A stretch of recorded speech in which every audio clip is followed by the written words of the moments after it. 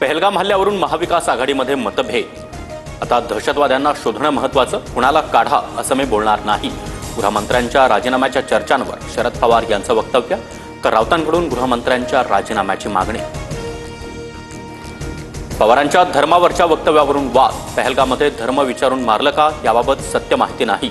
शरद पवार यांचं वक्तव्य, तर ज्यांचे नातेवाईक मारले गेले आहेत त्यांनी काय सांगितलं ते ऐका, फडणवीसांचा पवारांना सल्ला।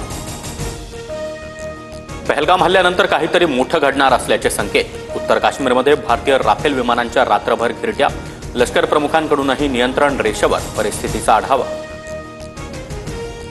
पाकिस्तानने 30 वर्ष दहशतवाद्यांना मदत पुरवली, आम्हाला याची मोठी किंमत मोजावी लागली। पाकिस्तानचे रक्षामंत्री ख्वाजा आसिफ यांची मोठी कबुली।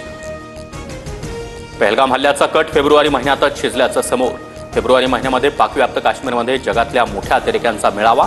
पहलगाम हल्ल्याचा मास्टरमाइंड सैफुल्लाही या मेळाव्यात असल्याचा संशय। काश्मीरमध्ये अडकलेले 800 पर्यटक महाराष्ट्रात, 232 प्रवाशांना घेऊन तिसरं विमान मुंबईत परतलं। मुख्यमंत्री फडणवीसांचे विशेष प्रयत्न, तर पाकिस्तानी नागरिकांना परत पाठवण्याची कारवाई युद्धस्तरावर सुरू असल्याची माहिती। आदिलशहाच्या कुटुंबियांना उपमुख्यमंत्री शिंदेंकडून 5 लाख रुपयांची मदत सुपूर्द। एकनाथ शिंदे आदिलशहाच्या कुटुंबियांना घरही बांधून देणार।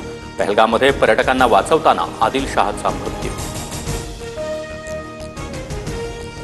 शिंदेंविरोधात व्यंगात्मक गाणं करणाऱ्या कुणाल कामराला हायकोर्टाचा मोठा दिलासा।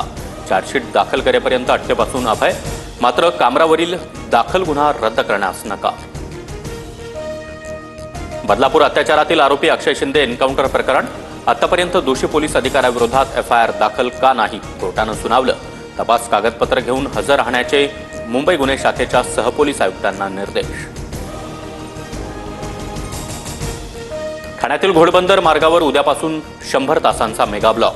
गायमुख घाटाच्या कामासाठी रात्री 1 ते मंगळवारी रात्री 1 पर्यंत वाहतूक पूर्णपणे बंद। भिवंडी मार्गे वाहतूक वळवणार।